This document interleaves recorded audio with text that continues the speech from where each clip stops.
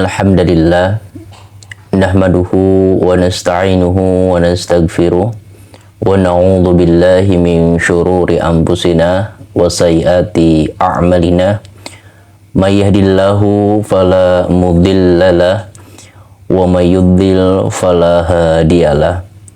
Asyhadu an la ilaha illallah wa asyhadu anna Muhammadan abduhu wa rasuluh alladzi la nabiyya ba'da.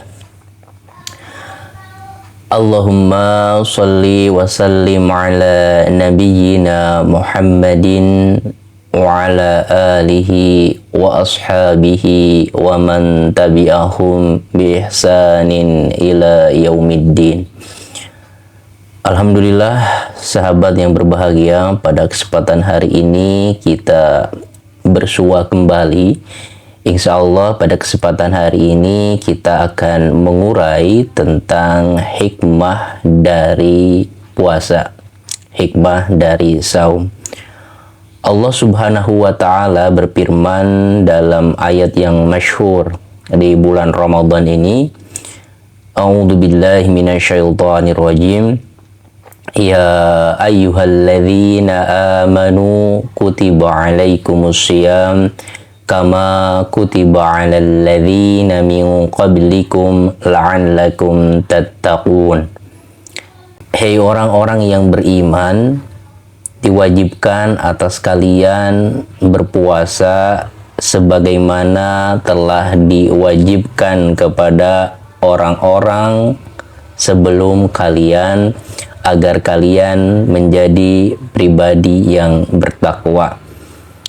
Dalam setiap perintah yang Allah turunkan, setiap titah yang Allah perintahkan kepada umat manusia, pasti di sana banyak sekali hikmah-hikmah terpendam. Tetapi tentunya tujuan kita bukanlah untuk menggapai hikmahnya, tetapi yang menjadi skala prioritas adalah kita melaksanakan perintah Allah Subhanahu wa Ta'ala. Adapun hikmahnya itu adalah hal-hal yang mengikuti, bukan menjadi sebuah tujuan. Kenapa? Karena ketika tujuan kita salah, hanya mengejar hikmah dari puasa itu sendiri, atau puasa sekalian diet, puasa biar sehat, tetapi niat kita hanya menjadikan hikmah itu menjadi skala prioritas, atau bahkan melupakan bahwa ini sebuah kewajiban, maka tentu ini akan berpengaruh terhadap puasa kita, terhadap pahala-pahala yang kita dapatkan.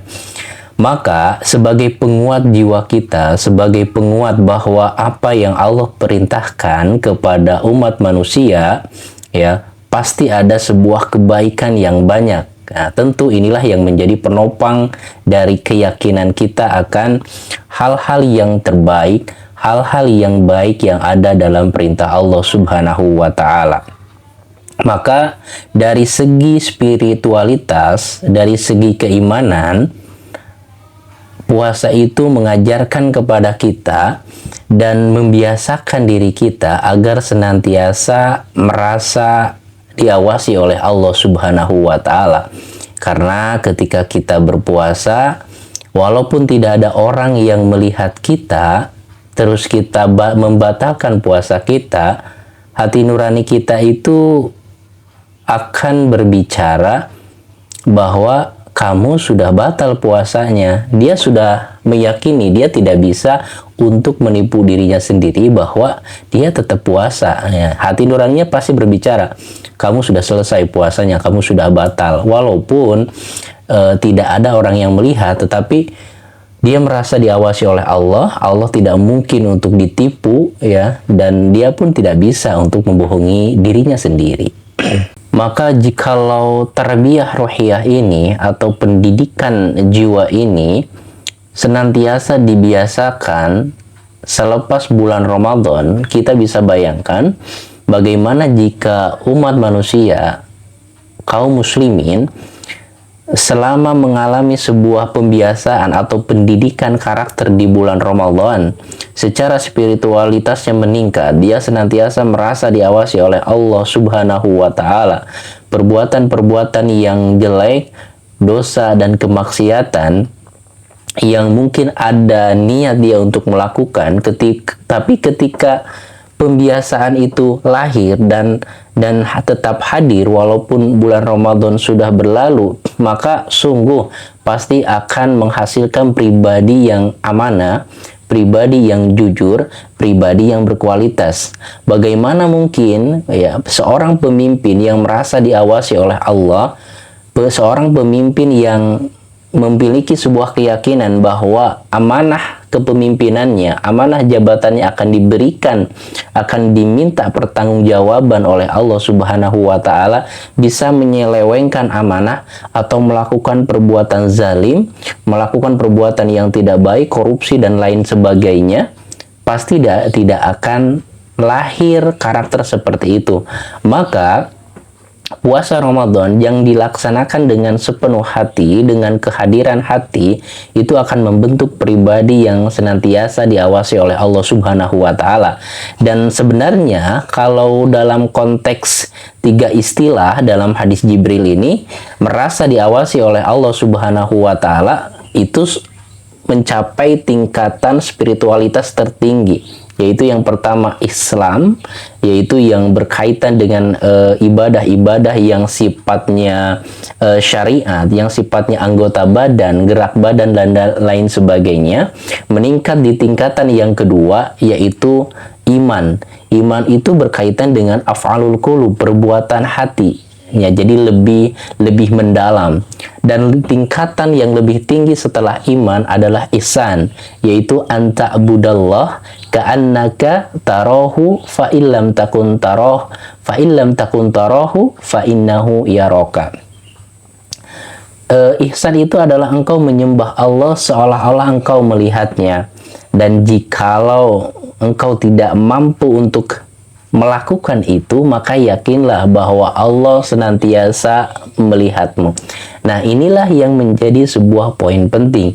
Maka tidak heran Allah menjamin sebuah negeri yang penduduknya beriman dan bertakwa kepada Allah, para pejabatnya bertakwa, rakyatnya bertakwa, maka sungguh Allah akan membukakan pintu keberkahan dari langit dan bumi. Walau anna ahlal qura amanu wa taqaw la fatahna alaihim barakatim minas sama'i wal ard. Jikalau penduduk suatu negeri mereka beriman dan bertakwa kepada Allah Subhanahu wa taala, la fatahna alaihim, maka sungguh kami akan bukakan ya barakatim minas sama'i wal ard, keberkahan dari langit dan bumi. Itu bagi orang-orang yang penduduknya beriman dan bertakwa, Allah akan memberikan pintu keberkahan dari langit dan bumi.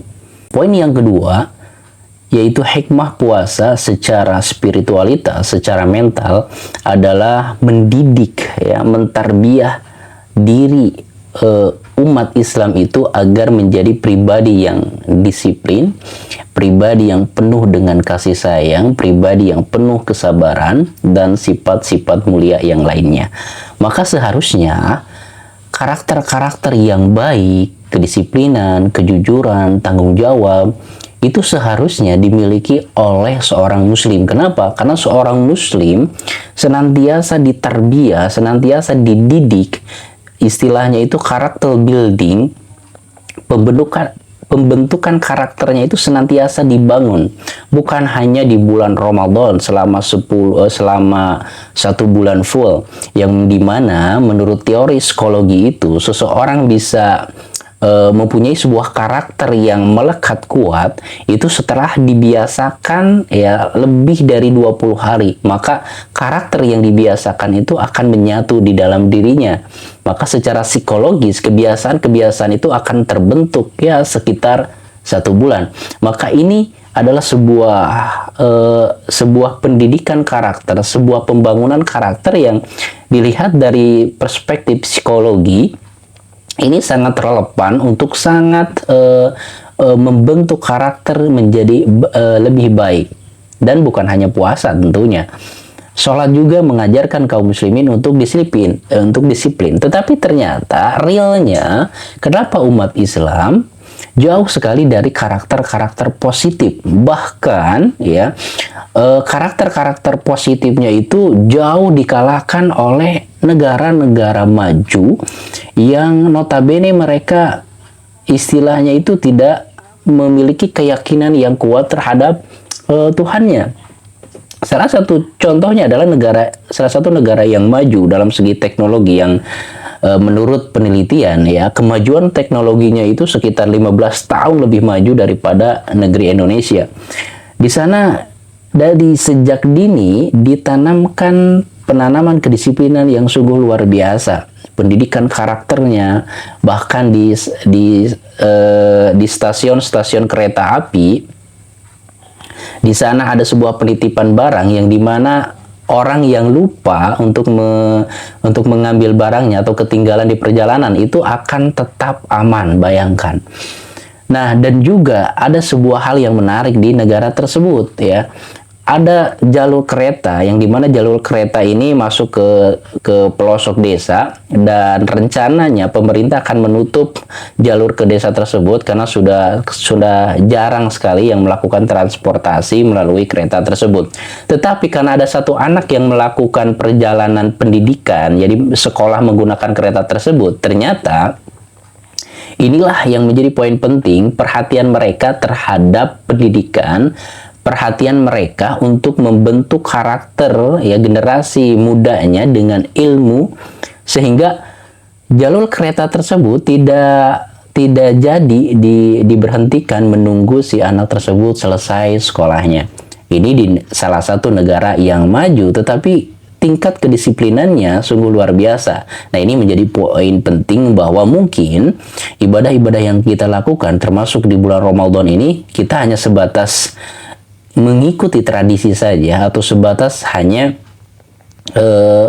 mengikuti tradisi-tradisi yang ada, sehingga tidak heran ya Rasulullah Shallallahu Alaihi Wasallam mengatakan rubba shaimin halduhu min siyamihi ju'un wal atos. Banyak sekali orang yang puasa tetapi ternyata tidak ada yang dia dapatkan dari puasanya itu kecuali hanya lapar, hanya haus saja. Nah, inilah menjadi bahan evaluasi untuk kita semua agar kita melaksanakan puasa di bulan Ramadan ini dengan sebenar-benarnya, dengan kehadiran hati, dan ada sebuah target yang kita canangkan, ada sebuah target yang kita kejar, yaitu untuk meningkatkan kualitas ketakwaan kita kepada Allah Subhanahu wa Ta'ala. Itulah hikmah puasa yang dilihat dari perspektif psikologi, dari perspektif keimanan, mental, dan sekarang kita melihat hikmah puasa dari segi saintifik, bagaimana puasa itu memberikan pengaruh terhadap badan kita. Ternyata puasa ini menurut penelitian menjadi sebuah proses detoksifikasi atau sebuah pengeluaran racun-racun yang ada dalam tubuh kita. Karena saat puasa, tubuh akan mengurangi makanannya, dan tentu ini menjadi sebuah kesempatan untuk tubuh membersihkan dirinya dari racun-racun yang terakumulasi dalam badan kita, racun-racun yang menumpuk dari makanan-makanan yang kita konsumsi. Maka ketika puasa, semua berhenti, maka secara proses alami, racun-racun yang ada di dalam tubuh kita juga akan keluar. Dan selanjutnya secara saintifik juga, puasa itu akan meningkatkan kesehatan jantung sehingga mengurangi risiko penyakit jantung. Dan yang ketiga adalah, ini yang menjadi poin penting juga, bahwa puasa itu membentuk sebuah diri yang dimana secara psikologi mendorong orang itu untuk berbahagia, mendorong orang itu untuk bersyukur. Logikanya sederhana. Ketika kita tidak puasa, kita melihat segelas air putih biasa saja nilainya itu, kita haus minum, sudah selesai. Tidak ada sebuah rasa bahagia, tidak ada sebuah rasa syukur atas segelas air putih ini. Kenapa? Karena value-nya, rasanya itu di hati itu biasa saja. Tetapi apa yang terjadi ketika puasa? Ketika puasa, gelas ya segelas air putih ini terasa begitu berharga, terasa begitu nikmat. Kenapa? Karena dari subuh sampai maghrib itu menahan haus, menahan lapar. Maka ketika menemukan segelas air putih, segelas teh manis itu terasa begitu nikmat. Nah, ini menyadarkan secara psikologis, menyadarkan secara keimanan bahwa ternyata banyak hal yang tidak kita syukuri tiap harinya, dan ketika puasa kita merasakan Masya Allah, ternyata nikmat yang telah Allah berikan itu sungguh berharga, sungguh banyak, sungguh kita lalai untuk mensyukurinya. Dan selanjutnya, ya, menurut penelitian juga ternyata puasa juga mampu untuk mengurangi daya serang dari sel kanker. Kenapa? Karena sel kanker itu bertahan karena dia mengkonsumsi glukosa. Jadi glukosa ini didapatkan dari karbohidrat yang kita makan. Ketika masuk ke tubuh maka dipecah, diurai menjadi glukosa. Nah, glukosa inilah yang menjadi energi sel kanker itu bertahan hidup. Maka logikanya ketika kita puasa, kita akan mengurangi makanan dan berjam-jam lamanya kita tidak mengkonsumsi makanan, dan inilah jadi sel kanker itu seolah-olah menjadi lapar, menjadi lemes. Kenapa? Karena bahan energinya itu nggak ada selama berjam-jam lamanya. Nah, itulah sahabat di antara hikmah puasa. Semoga kita senantiasa diberikan hidayah taufik oleh Allah Subhanahu wa taala agar istiqomah dalam ketaatan kepada Allah, dan semoga kita bisa mengisi bulan Ramadan ini dengan ibadah yang maksimal, dengan niat yang lurus, dan mempunyai sebuah tekad yang kuat untuk menggapai target yang paling tinggi dari puasa Ramadan ini, yaitu untuk meningkatkan ketakwaan kepada Allah Subhanahu wa taala. Demikian, assalamualaikum warahmatullahi wabarakatuh.